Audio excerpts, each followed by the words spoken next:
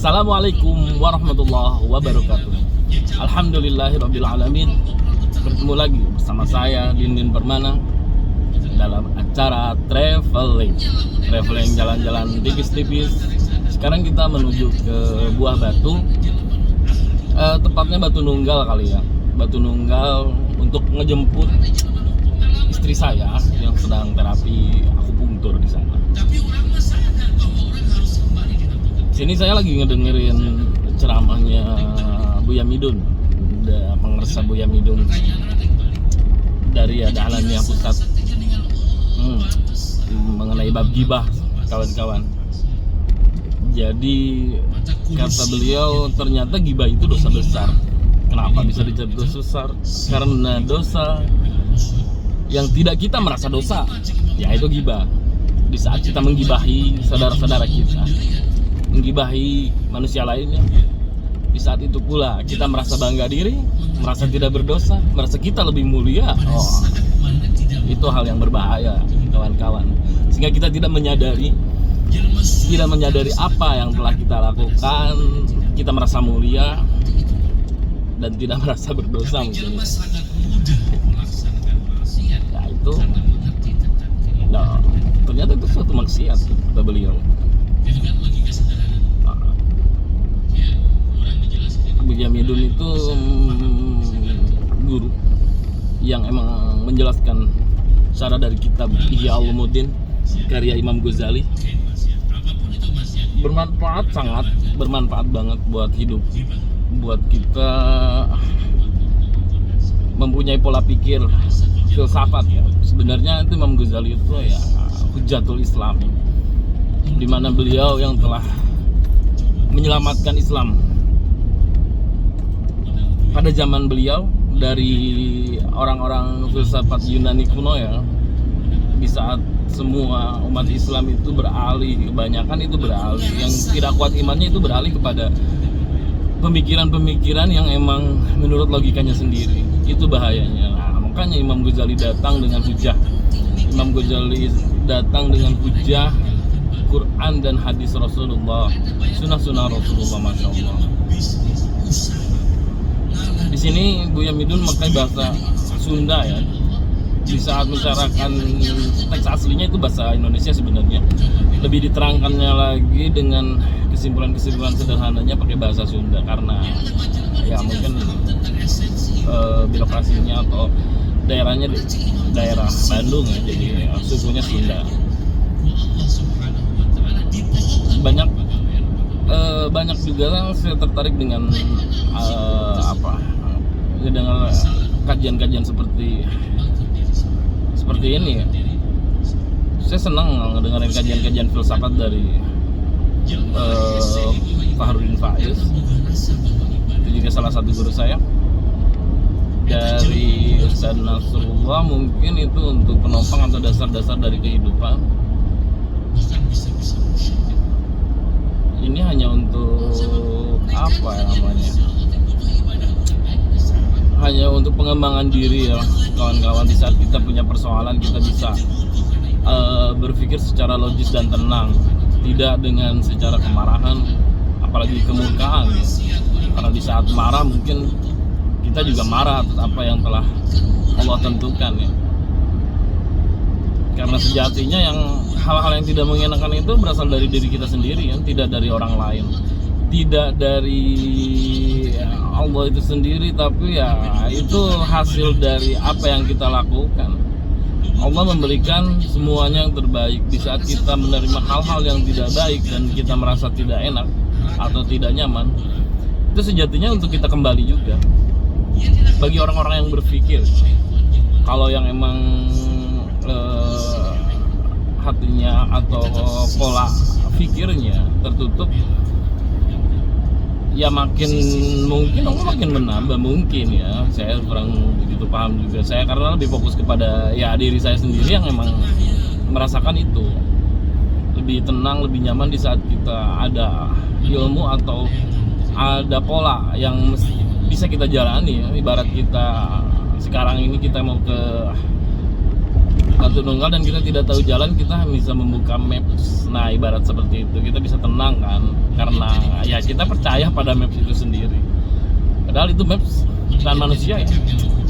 Gimana kalau kita sudah meyakini dan mempercayai apa yang terkandung dalam kajian-kajian para ulama, terutama ya yang dikaji dalam Quran dan sunnah-sunnah Rasulullah. Masya Allah, gimana kita tidak tenang hidupnya. Tapi ini di sini saya masih belajar untuk manajemen, lebih tepatnya mungkin manajemen kolbu merek Agim mungkin. Ya insya Allah hidup itu indah kawan, hidup itu indah. Fitrah manusia itu ada pada kebahagiaan. Menurut RB Sentanu ya seperti itu. Di saat kita merasa ikhlas, di saat kita merasa ridho dengan apa yang sudah Allah tentukan, hidup bahagia, hidup nyaman, apapun itu yang terjadi. Apalagi di saat kita kembali, Masya Allah, saat kita menangis, rindu, kangen sama belayannya Allah. Walaupun tidak terasa secara fisik, tapi secara kolbu itu udah benar-benar kerasa, nyentuh, nembak. Gimana tidak bahagia? Manusia itu sebenarnya, kalau saya pernah dengar dari kajiannya Ustadz Nasrullah, manusia itu orang surga. Nggak mungkin orang surga itu nggak mungkin tidak bahagia. Di surga segalanya ada. Ya, kembalinya juga kita pasti ke surga mungkin, bagi orang-orang yang emang percaya dan yakin itu.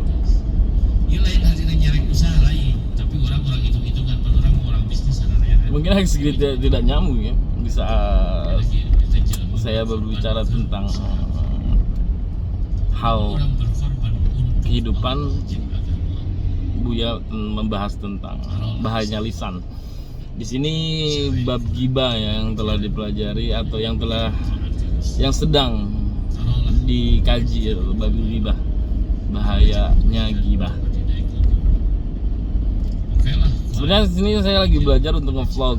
Bukan ngevlog sih, belajar untuk public speaking. Bukan tugas juga sih, ini hanya tugas diri aja. Pengen lebih belajar berbicara di depan umum sebenarnya, bukan di depan kamera. Sekarang udah nyampe tol, keluar tol Muhammad Toha. Mudah-mudahan jalanan tidak penuh, karena saya belum sholat zuhur juga. Saya berangkat pas adzan zuhur. Kenapa? Karena saya berniat untuk sholat di Masjid Bilal Batu Nunggal, ya lebih dekat juga sih. Baik kawan-kawan, udah 8 menit berlalu. Saya ngomong mungkin kesana kemari tidak, atau belum ada tujuan. Ngomong saya belum ada tujuan sih, belum terstruktur secara terstruktur secara obrolan ya. Karena ini hanya uji coba dari saya sendiri. Uji coba untuk saya coba berbicara di depan kamera. Pengennya sih di depan umum. Pengennya di depan umum. Mohon doanya, semoga manusia-manusia atau orang-orang yang mempunyai impian mungkin ya, mempunyai impian lancar berbicara depan umum, tidak grogi, mempunyai cita-cita ingin mengembangkan diri lewat public speaking, ya saya berdoa agar semuanya lancar, semuanya dimudahkan sama Allah. Kuncinya kalau yang saya pernah pelajari, mulailah berkomunikasi dengan Allah dulu. Minimal dalam kolbu kita sendiri selalu berbincang, minta bantuan, minta ditemani Allah. Karena apapun dan segalanya tidak mungkin terucap, tidak mungkin keluar tanpa izin Allah. Kalau Agim bilang, tak akan jatuh sehelai rambut pun tanpa izin Allah. Maaf, kontak saya tidak fokus kepada kamera karena saya ya, tahu sendiri lah, sedang di dalam mobil Fortuner tahun 2010. mobil klasik mungkinnya udah 13 tahun ya, maksudnya klasik lah. Saya beli mobil ini dari tetangga kampung yang kondisinya alhamdulillah Allah mengaruniai ya hal-hal kecil seperti ini. Kenapa hal kecil? Karena hal besar itu hikmah dari semua kehidupan, hikmah dari semua kejadian. Jadi ini hal kecil ya. Hal besarnya apa? Ya hal besarnya hikmah dari saya membeli kendaraan ini dan dititipi Allah untuk merawat, menjaga, diamanahin tentang mobil ini. Itu mungkin hikmah kecilnya. Hikmah besarnya wallahu alam, saya belum bisa membicarakan hal yang besarnya karena itu hanya Allah yang tahu. Mesti ya kita selalu bersyukur karena tidak ada hal yang membahagiakan selain syukur. Alhamdulillah jalanan sedikit penuh karena banyak pertigaan ya. Banyak pertigaan, ada yang langsung dari Singgasana Cibaduyut mungkin menuju Majalaya. Sedikit penuh karena depan ada lampu merah ya. Alhamdulillah. Oke, impian saya atau cita-cita saya sih dengan mobil ini saya ingin traveling, memuliakan dan membahagiakan keluarga kecil saya, ibu saya, adik-adik saya, istri saya, anak saya. Long trip ya, tepatnya pengennya long trip ke Jogja, ke Lombok. Pernah sih 2018 kalau nggak salah kita sekeluarga berangkat ke Lombok dengan Fortuner 2015 dan rasanya itu ya alhamdulillah banyak pengalaman yang didapat. Pertama kita perjalanan dari Bandung Surabaya itu pertama dibuka tol kalau nggak salah ya tol Cipali ya. Kita belum bayar karena jalanan juga masih dalam perbaikan, tapi kita gratis. Sudah dibuka karena arus mudik. Kita sampai Surabaya menginap 2 hari 1 malam di Sidoarjo, di kampung istri saya, di tempat kakak saya. Kita nginap 1 hari 2 malam, langsung berangkat menuju Tanjung Perak untuk naik kapal Legundi. Dulu itu bukan dulu, sampai sekarang mungkin ada. Dulu dengan harga satu mobilnya 1.600.000 sama makan kalau nggak salah. Saya tidak begitu ingat ya untuk harganya 1.600.000 lah kalau nggak salah. Tapi alhamdulillah dengan perjalanan itu kita mempunyai pengalaman. Qadarullah kita mesti naik kapal Legundi itu satu keluarga. Saya bersama ketiga adik saya belum punya anak tuh. Istri saya, ibu dan bapak saya. Satu keluarga berarti, satu mobil. Kita perjalanan dari Tanjung Perak ke Pelabuhan Lembar itu 30 jam kalau dari estimasi 19 jam itu. Karena ada satu insiden mesin katanya tidak hidup satu. Jadi kita kapal feri itu atau kapal Legundi itu berjalan dengan satu mesin. Saya kurang paham juga sih tentang kapal. Biasanya berapa mesin saya nggak tahu. Cuman katanya satu mesinnya tidak hidup. Jadi dari mulai Tanjung Perak ke Pelabuhan Lembar itu dicapai 30 jam ya kawan-kawan. lumayan menguras energi. Tapi ya alhamdulillah kita nikmatin setiap perjalanannya. Kita enjoy melihat luas samudra seperti apa. Sesampainya di sana sekitaran pukul 9 di Lombok, di Pelabuhan Lembar Lombok, langsung jalan kita ke Mataram, ke kotanya, makan. Sebelum terjadinya gempa di Lombok mungkin ya 2018 itu. Alhamdulillah kita berjalan berapa hari ya. Karena orang tua saya, khususnya bapak saya itu tidak begitu menyukai perjalanan panjang. Cuman beliau menikmati itu karena kebersamaan. karena beliau itu mempunyai rasa asal keluarga bahagia, walaupun beliau itu tidak begitu suka dengan apa perjalanan seperti itu. Beliau itu lebih suka kerja, lebih suka berinteraksi di tempat atau di tempat sendiri ya khususnya. Jadi kita hanya melewati beberapa hari di Lombok, 3 hari ya. Kita lebih lama di perjalanan di Lombok juga tidak begitu banyak ya destinasi wisata yang kita kunjungi. Hanya di apa ya namanya itu? Aduh, kok nggak inget. Oh ya, hanya ke Senggigi mungkin ya. Hanya kita mencicipi kuliner. Kalau pantainya itu hanya ke Tanjung An. Oh ya, Tanjung An, ke Bukit Marese. Kalau sekarang udah ada sirkuit mungkin ya di situ, di Mandalika itu. Kuta Lombok ya, bukan Kuta Bali, Kuta Lombok. Di daerah situ terus terakhirnya kita ke Gili Nanggu yang punya Gita Nada dari Jakarta. Satu pulau kecil.